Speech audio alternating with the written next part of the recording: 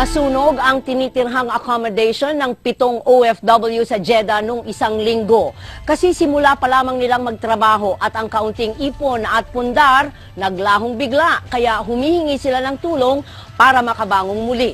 Mula Jeddah, Saudi, may balitang global si Frank Resma. Matyagang hinahalungkat ni Mark De Vera, isang audiovisual technician, ang mga nasunog na gamit sa pag-asang may mapapakinabangan pa sa mga ito. Madilim ang paligid dahil walang kuryente. Nasunog ang kanilang tinitirhang accommodation bandang 3:30 ng hapon noong Huwebes, July 9. Pagising ko, yung gumising na din sa akin yung apoy na sa kabila ng ano. Kasi dito man yung higaan ko, yung aircon yun doon. Pagtingin ko sa aircon, doon ang galing yung apoy.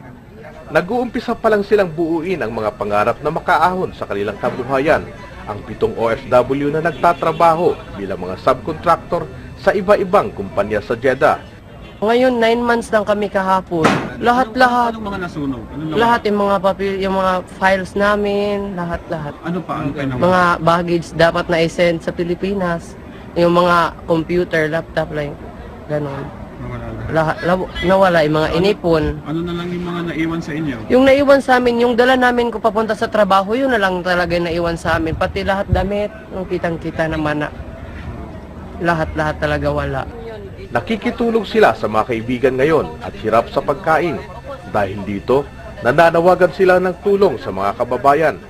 Sana po kung kayo ay may tutulong sa amin, kami po ngayon ay nakaranas ng nasunugan po kami sa aming compound at kami po ay walang-wala ngayon. Kaya kung sino man na may bukal sa pusong tutulong sa amin dito ngayon, ay maluwag ho namin tatanggapin dahil walang-wala ho talaga kami.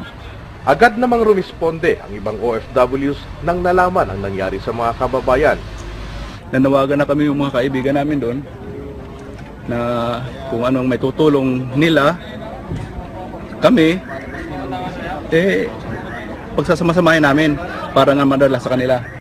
Sa mga gustong magpaabot ng tulong, maaari po silang tawagan sa 053-870-5908, 050-756-0814 at 053-716-0743. Frank Resma, ABS-CBN News, Jeddah, Saudi Arabia.